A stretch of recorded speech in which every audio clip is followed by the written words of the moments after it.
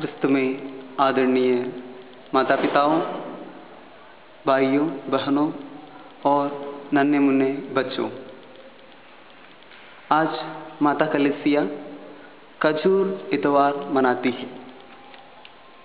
आज के तीनों पाठों द्वारा प्रभु यीशु मसीह और माता कलीसिया हमें यह सिखाती है कि हमें विनम्र कैसे बनना है और ईश्वर की राज की खोज के लिए अपने आप को कैसे तैयार करना है।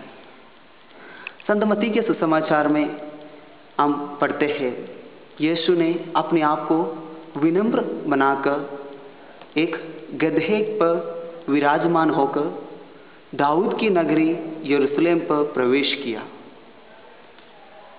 जब हम इसी बात को और गहरी रूप से मनन चिंतन करते हैं, तब हमें यह समझने के लिए मिलता है कि यीशु हमारे लिए क्या क्या नहीं किए। आज के ज़माने में हम देखें तो यह एक बेवकूफ़ी समझेंगे, क्योंकि हमें आज के ज़माने में ये देखने को मिलता है, अगर आपके पास अधिकार है, आपके पास कुछ है, तो आप ज़रूर उसको दिखाते हैं। जबकि प्रभु यीशु मसीह अपने पास सब कुछ होने के बावजूद भी अपने आप को विनम्र बनाकर, अपने आप को, अपनी पूरी शक्ति को त्याग कर बस ईश्वर के प्रेम के लिए और एक दूसरे के प्रेम के खातिर अपने आप को नौछवार करने के लिए उनके दोस्तों के हवाले कर देते हैं।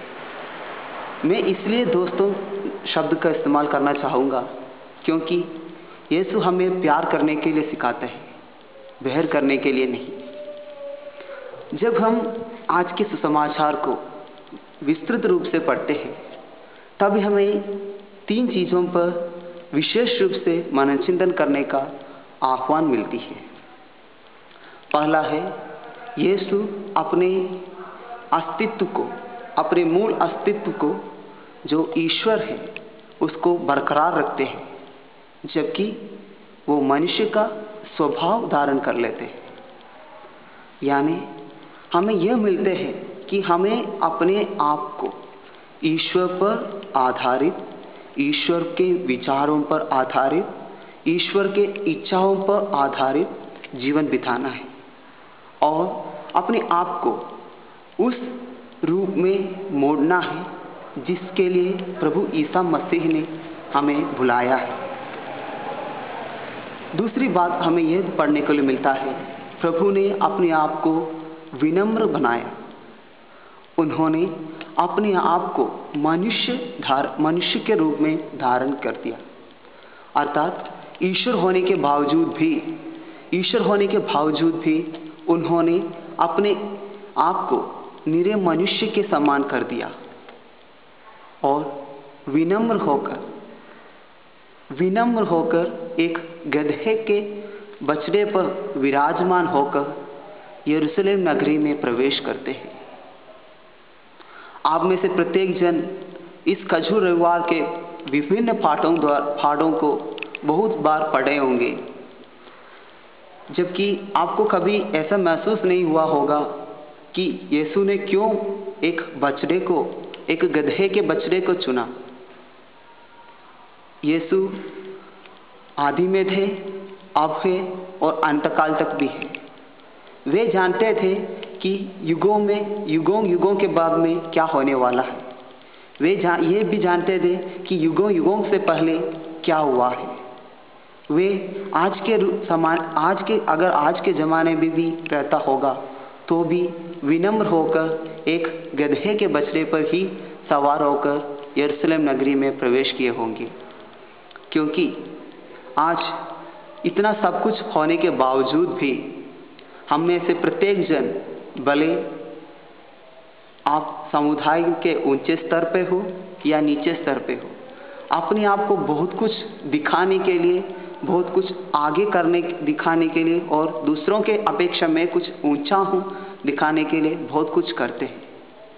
क्या मैं यही नहीं कहता कि आप में से सब कोई ऐसे विचार रखते हैं, जबकि आप में से ऐसे बहुत सारे लोग भी हैं जो ईश्वर के प्यार को समझकर अपने आप को विनम्र बनाकर अपने दाएं हाथ जो करते हैं वो बाएं हाथ को ना बताकर काम करते हैं। वे भी लोग हैं, भले आपके पड़ोस में बैठे होंगे, फिर भी आप उनको पहचानते नहीं हैं। इसलिए प्रभु यीशु मसीह आज हमें ये बात पर मनन चिंतन करने का आह्वान करते हैं। प्रभु यीशु मसीह कहते हैं, अपने आप को विनम्र बनाओ। प्रभु हमें यही बात पर आज के दिन जोर देते हैं। आज के सुसमाचार में हम ये पढ़ते हैं, वे बहुत उदास हो गए और एक एक कर उनसे पूछने लगे, प्रभु कहीं वह मैं तो नहीं? हाँ दोस्तों, अगर हम इस शब्द को पढ़ते हैं तो हमें ये समझने के लिए मिलता है कि हम में से प्रत्येक जन जब एक कार्य करते हैं तो दूसरों से पूछते हैं, क्या वो मैं तो नहीं? जब कोई किसी का भलाई कहते हैं, जब किसी के बारे में कुछ अच्छा कहते हैं, तो हम में से प्रत्येक जन सोचते हैं, हाँ वो जरूर मेरे बारे में कहते हैं। जबकि हम कभी ये नहीं सोचते, हम वैसे करते नहीं। इसलिए मेरे प्यारे भाइयों, बहनों और बच्चों, आज माता कलीसिया हमें यह बात पर भी मनन चिंतन करने का आह्वान करती है।